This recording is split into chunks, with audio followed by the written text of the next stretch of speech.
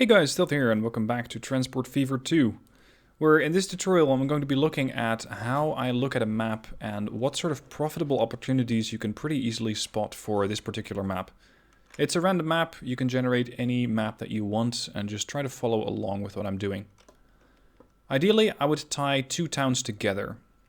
Tying towns together and making profit off the towns usually works quite well. Because while you're transporting passengers from one town to the next, you're also growing the town, which means more transport, and the town is going to demand more supply. Now every town has a different sort of supply that they want. This one, for example, has fuel and goods. Padstow needs food and machines. We got Market Harborough over here, which requires machines and tools. Every town has their own demand. Ideally, I would start out with the biggest town in the game. And on the bottom right hand side you got this little button that says Town Statistics. If you click that open and then click on Size and click it again, you're going to see which the biggest town is. And that's currently Market Harborough. So I'm going to have a look at whether it's likely for me to make a good bit of money from this town. I could tie it into Worthing and potentially Buckfastleigh over here.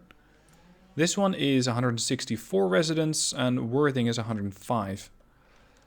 They will probably be growing quite quickly, and if you want to, you could set up a line that starts in Padstow, go to Buckfastleigh, Market Harborough and Worthing.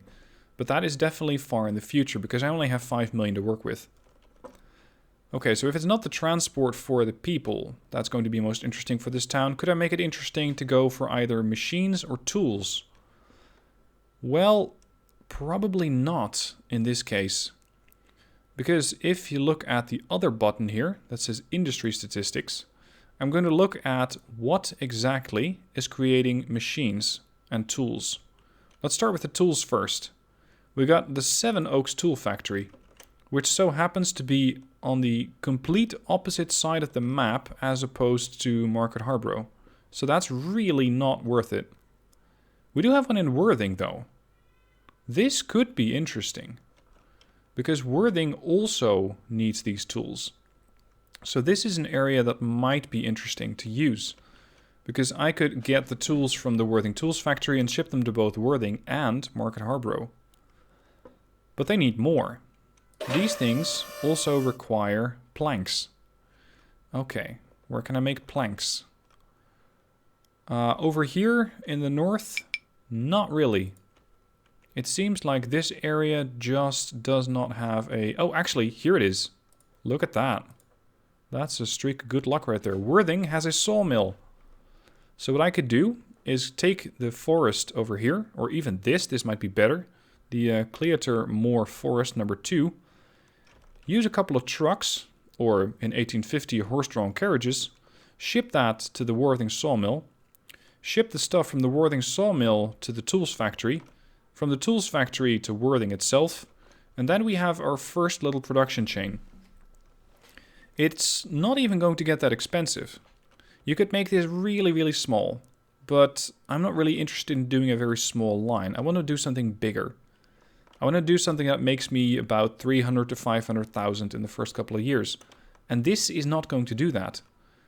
The reason for it is that Worthing does not accept a whole lot of supply. It only needs 34 tools. So that's not really going to be too interesting to use. The other one then. Could I be sending machines? Let's have again a look at the industry. Oh, sorry, that's town statistics. Industry.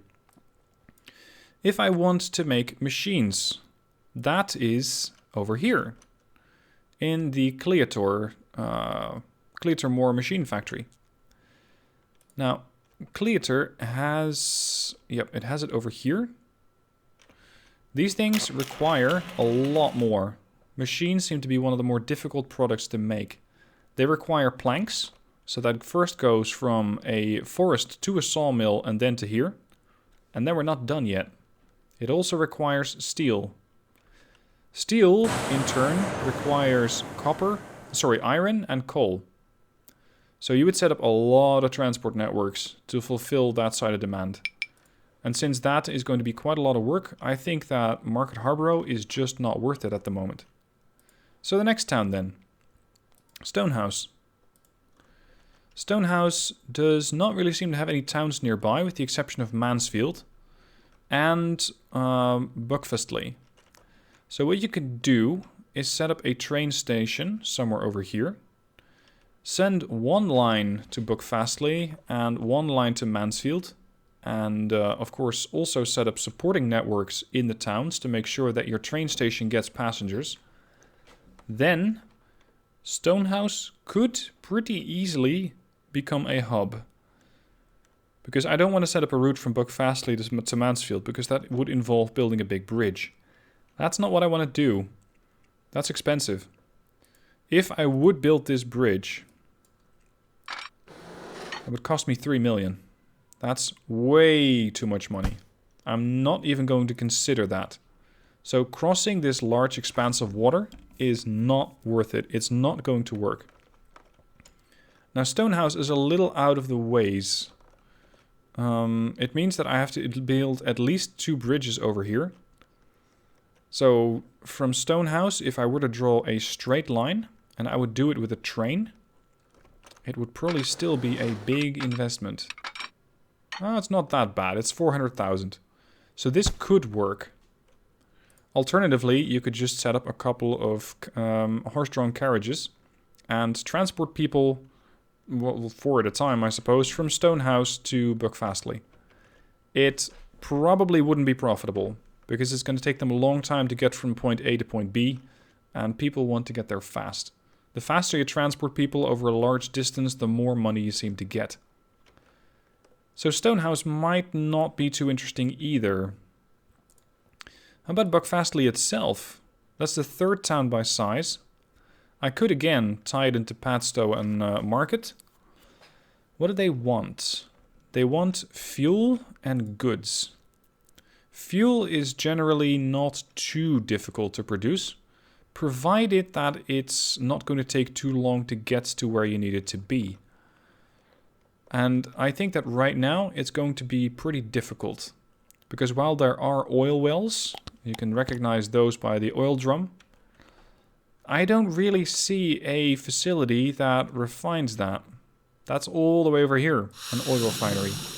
And then we're not done. Because the oil refinery ships oil, which then needs to go to a fuel refinery, where fuel or oil gets turned into fuel. So that first bit is not likely going to work. Goods, could those work? Well, that depends entirely on where the goods are being produced.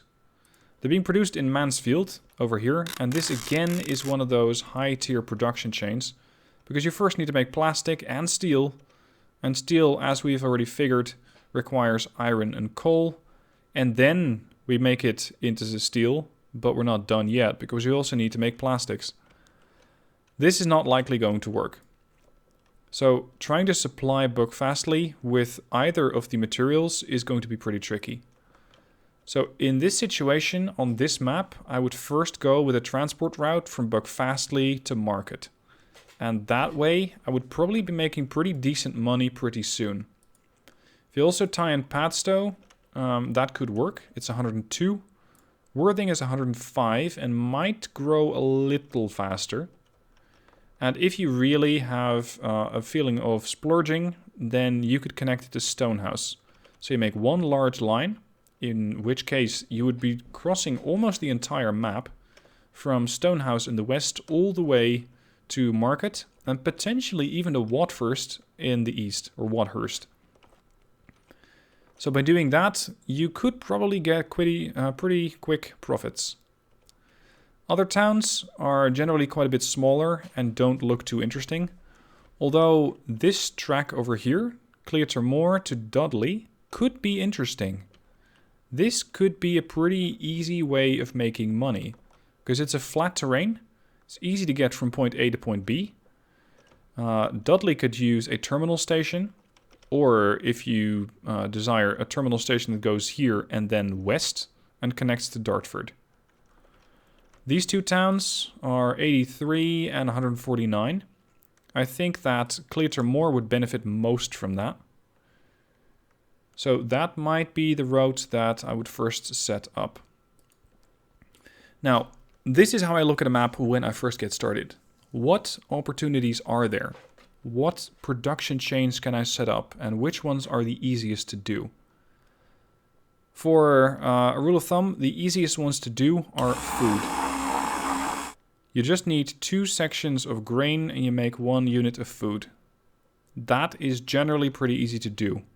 In the case of Dartford, you could send the food from the farm to the food processing plant and back to Dartford. And you have this little triangle loop.